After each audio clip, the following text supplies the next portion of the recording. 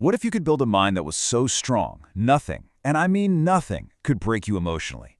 Today we're going to unlock a psychological tool that was discovered after studying over 500 of the world's most successful people.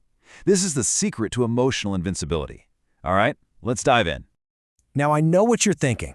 That sounds a little dramatic, right? But this isn't just some catchy phrase. It's a promise. A promise that you can actually develop a mindset so resilient that no one can get under your skin or defeat you emotionally. This is what Napoleon Hill called a psychological weapon, a tool so potent he felt it needed to be shared with real care. Let's be real for a second.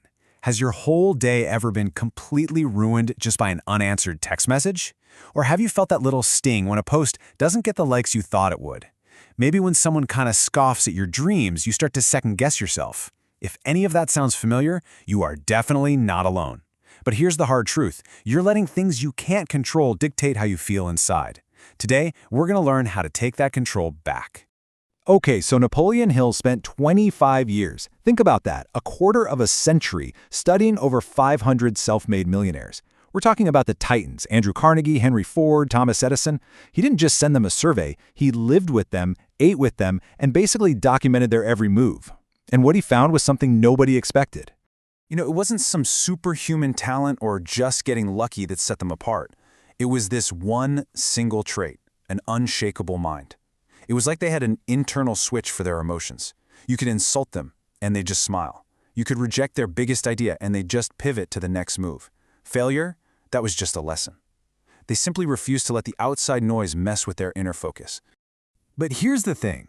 This wasn't just some abstract theory Hill observed from afar. Oh no. He was forced to live it himself. And his greatest test came on this one desperate night back in 1937. A night that almost buried his entire life's work for good. Just try to picture this. Hill is all alone in some small, cheap hotel room. He is completely broke. His life's work, his masterpiece, Think and Grow Rich, the result of 20 years of research, has just been rejected by every single publisher he sent it to. They all told him the same thing. It won't sell, Napoleon. People want practical stuff, not philosophy. He was right on the verge of giving up, thinking his entire life had been a total waste. And right there, in that moment of total despair, he suddenly remembered something Andrew Carnegie had told him years ago. Carnegie said, "Napoleon, the moment you realize someone's opinion is not your reality, you become invincible." And that was it. That was the spark. Hill asked himself, do I believe this book can change lives?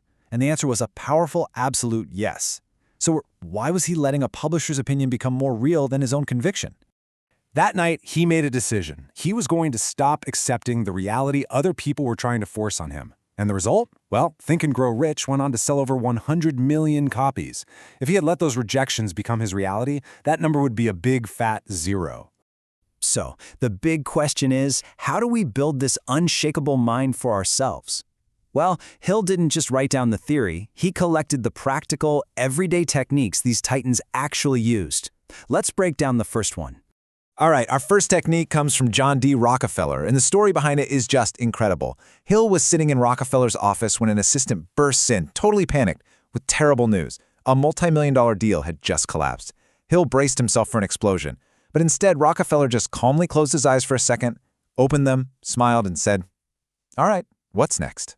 Later, Hill asked him how he stayed so calm, and Rockefeller explained his method. Whenever he gets bad news, he gives himself exactly 5 seconds. In those 5 seconds, he lets himself feel the full wave of whatever emotion hits. Anger, frustration, disappointment. He acknowledges it, no judgment. But when those 5 seconds are up, he takes a deep breath, and as he exhales, he consciously releases it and immediately shifts his focus to the solution. It's like a mental circuit breaker that stops you from getting hijacked by your emotions. Okay, on to our next technique, and this one's a little more advanced. It comes from the master of dealing with criticism, Thomas Edison. One day, during a visit to his lab, Hill noticed a little sign on the wall. It just said, "Not everything deserves your attention." And that simple phrase, right there, was the key to Edison's entire strategy for protecting his focus. Edison explained that he got hundreds of messages a day, people criticizing him, giving him unsolicited advice, even calling him a complete fraud. He knew that if you tried to respond to all of it, he'd never ever get any real work done. So he created what he called a mental filter, a simple system for deciding what was worth his attention and what was just noise. He kept a really short list of people whose opinions he actually valued, and they had to meet some pretty specific criteria. They had to be experts in his field, have a proven track record of success, have good intentions, and be further along on the path than he was. Anyone else? Their opinion was just noise. He just tuned it out. The lesson here is huge. You don't owe an explanation or your energy to people who aren't on your journey. Now, this final technique is probably the most powerful of all, and it comes from a man who faced constant, daily attacks as the President of the United States, Theodore Roosevelt.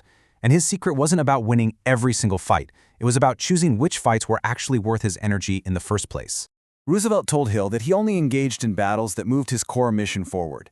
He poured all his energy into policies for the country, decisions for the future, and actions that lined up with his values. Everything else, the personal attacks, the media drama, what other people thought of him, he trained himself to see it as a distraction and just ignore it. He knew that real strength isn't about reacting to everything. It's having the wisdom to know what truly matters. So, I've just given you 3 incredibly powerful techniques. But as Napoleon Hill learned the hard way, just knowing this stuff isn't enough. The real test is in the application. So right now, I'm issuing you a challenge. Hill noticed this really stark pattern in people. 95% of us consume information like this. We get that temporary jolt of motivation, and then we do nothing with it. It's only the 5% who actually apply what they learn, and that 5%, they're the ones who achieve extraordinary things. So right now, you get to decide. Which group are you going to be in? For the next 7 days, I want to challenge you to put Rockefeller's 5-second rule into practice. The very next time you feel that sting of an insult or a rejection or some criticism, just stop. Pause for 5 seconds. Take one deep breath. Feel the emotion, acknowledge it, and then, as you exhale, consciously let it go. Then just ask yourself one simple question. Does this actually affect my long-term goal? If the answer is no, you drop it and you move on.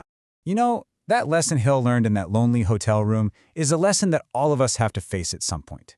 It's easy to feel strong and invincible when everything's going your way, but the real test, your moment of truth, comes when you get knocked down.